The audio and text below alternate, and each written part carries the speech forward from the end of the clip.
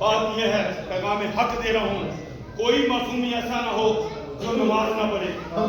اگر نماز نہ پڑھی تو آپ معصومی کہلانے کے حقدار نہیں ہیں۔ کوئی معصومی ایسا نہ ہو جو سگریٹ پیے خرافات کرے، جو سگریٹ پیتا ہے خرافات کرتا ہے، اس کی میں چھوٹی سی آپ کو مثال دے دوں گا۔ ابھی آپ کہیں گے کہ اللہ ہم نے ساری زندگی گناہوں میں گزار دی۔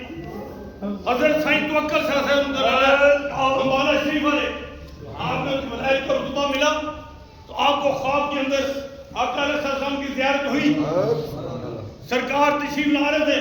سائیں صاحب کہتے ہیں، خود کہتے ہیں، میں دورہ کرنا موسی کے لیے جب قریب گیا تو آپ نظروں سے اوجھل ہو گئے۔ میں نے دیکھا تو آقا علیہ السلام دوسری طرف سے تشریف لا رہے تھے، میں ادھر دورہ قریب پہنچا، آپ نظروں سے اوجھل ہو گئی۔ دیکھا تو تیسری طرف سے آپ آ رہے تھے، پھر دورہ، پھر آپ نظروں سے اوجھل ہو گئے۔ دیکھا تو سرکار چوک کی طرف کھڑے تھے، میں نے ادھر کھڑے ہو گیا، ہاتھ جوڑے، حضور میرے ماں باپ قربان، میری جان قربان، حضور میرے سے کیا غلطی ہو گئی، مجھے قدم بوسی کی اجازت نہیں مل رہی۔ آپ نے کیا ارشاد فرمایا، اے سائیں توکل، میرا دل کرتا ہے تجھے کچھ دے کے جاؤں، لیکن تیرے اور میرے درمیان میں ایک دیوار حائل ہے جو مجھے تیرے قریب نہیں آنے دیتی۔ میں نے کہا حضور مجھے حکم فرمائے میں اس کو دیوار کو گرا دوں۔ اس نے کہا مجھے تیرے منہ سے بدبو آتی ہے۔ کون مسلمان ہے جو یہ نہیں چاہتا کہ آقا علیہ السلام کی مجھے زیارت ہو، یا ہم نہیں چاہتے، ہماری نظریں نہیں ہیں، ہمارا دل نہیں ہے۔ یہ تو خواہش ہے نا کہ حضور کی ہم پہ نظر پڑ جائے، حضور کی ہم پہ نظر پڑ جائے۔ اگر یہ خواہش رکھتے ہو تو سگریٹ چھوڑ دو، برائی چھوڑ دو، رزق حرام چھوڑ دو، سود پہ پیسے لینے چھوڑ دو، سود پہ قرض لینا چھوڑ دو، قسطوں پہ چیزیں لینی چھوڑ دو۔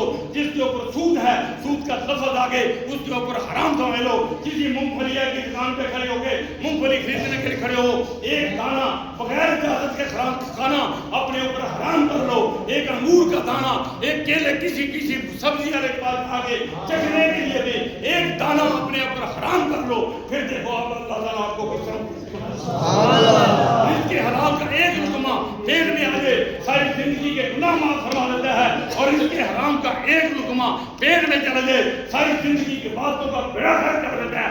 آج ہم لوٹتے ہیں لوگوں کو، کوئی تویز کے بہانے، کوئی کسی طریقے سے، وہ کسی طریقے سے، اور پیران نبی سیدنا غوث اعظم دستگیر کے اندر آپ ارشاد فرماتے ہیں، جو بندے دین کا لبادہ اوڑھ کر گھر سے دنیا حاصل کرنے کے لیے سب سے پہلے ان کو جہنم میں ڈالے گا۔ اس کے اندر پیر بھی شامل ہیں، عالم بھی شامل ہیں، نافرمان بھی شامل ہیں، اور دنیا حاصل کرنے کے لیے گھر سے جو بندہ نکلتا ہے اللہ کی رضا کے لیے، جب پہلا قدم باہر نکلتا ہے نا، اللہ کی نعمتوں کا نزول ہوتا ہے۔ اور نکلو اللہ کی رضا سے، پھر اللہ کرم کرے تو کوئی انتظامی نہیں، نہ طمع نہ منع نہ جمع، جو رب دے اس کی راہ میں خرچ کر دو، پھر اللہ اور عطا فرمائے گا، پھر اور دے اور خرچ کر دو، پھر اللہ عطا فرمائے گا۔ رزق حلال کھانا ہے، 5 وقت کی نماز پڑھنی ہے، ہر قسم کی خلافات سے خود بچنا ہے، اور دوسروں کو بچانا ہے۔ اگر آپ کی وجہ سے ایک بندہ بھی توبہ کر گیا، ایک بندے کی اصلاح ہو گئی، لیکن اس وقت ہوگی جب ہمارا کردار اچھا ہوگا۔ ہمارا اگر اپنا کردار صحیح نہیں ہے تو ہم کسی کو کچھ نہیں کہہ سکتے۔ ہمارے قرب و جوار کے لوگ بھی مذاق اڑائیں گے۔